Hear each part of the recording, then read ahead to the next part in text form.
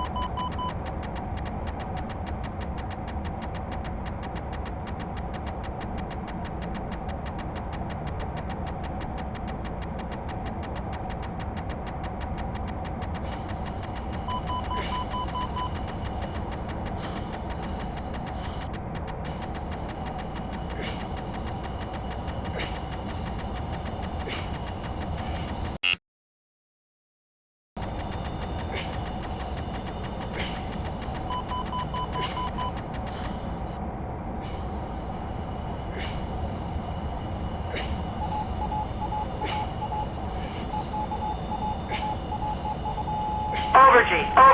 Overgy.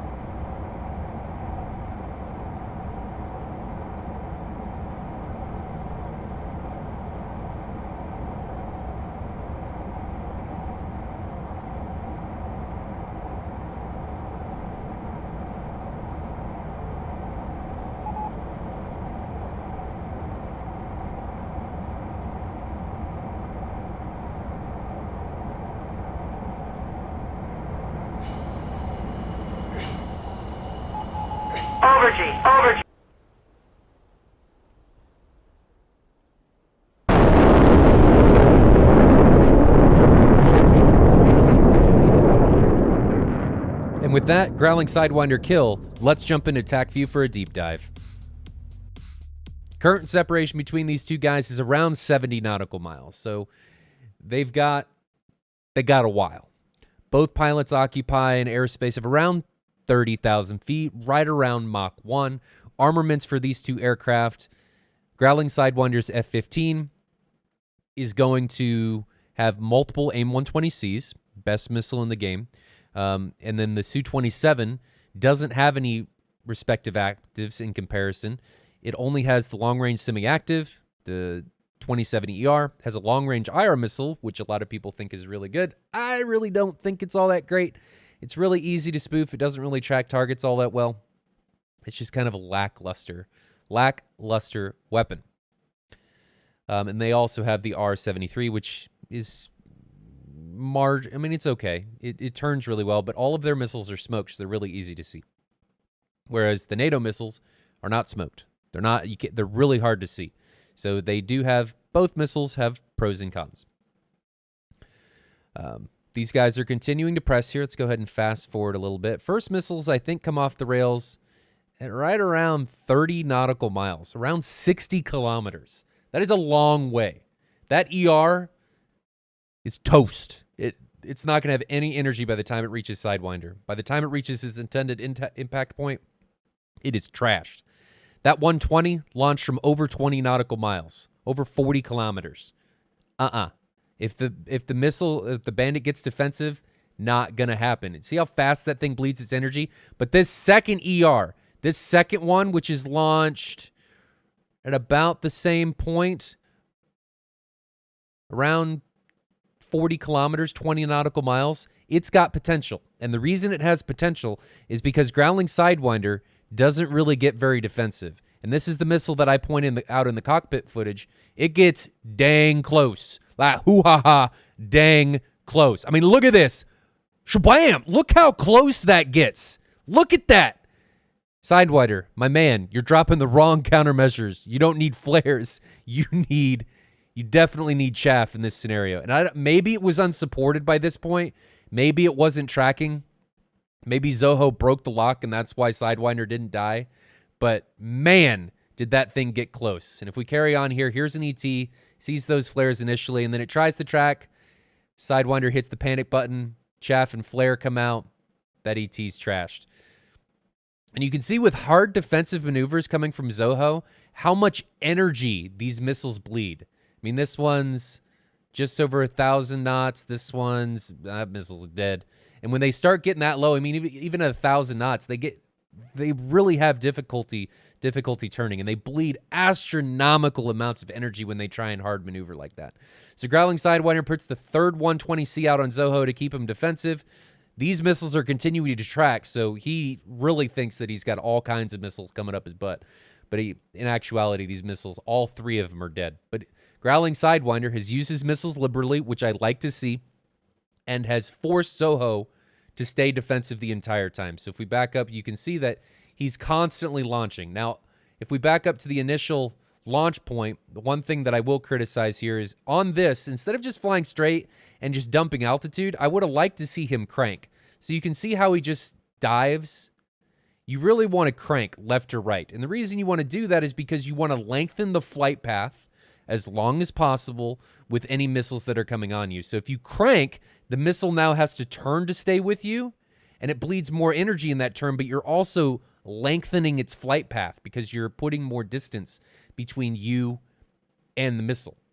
Growling Sidewinder doesn't do that and allows the missiles to maintain their energy as best they can, and that's why this 20 nautical mile ER gets so darn close. Whereas on the other hand, if you look at Xoho, you can see how hard he's maneuvering. He's bleeding a lot of energy, but he is forcing the missiles to bleed energy as well because they have to turn and pull G in order to stay with him. So again, Growling Sidewinder using his missiles liberally to force Xoho to stay defensive while he's able to close the gap. And that fourth AIM-120C is launched from around 5 nautical miles, and it's just too close. No matter what Xoho does, it's going to be really hard for him to get away from it. And he ends up taking it up the can, sealing his fate, and ending this fight. Growling Sidewinder taking it and dispatching his opposition, being the lone man surviving and being able to live another day. And that brings us to the end of another episode of The Merge. Thank you to Thrustmaster for making these videos possible. If you guys have any interest in any of their gear or have any questions, make sure you check out the links in the description below. Also, make sure to like and subscribe if you guys want to see any more of this action. I'm your host, Moltar. See you guys later.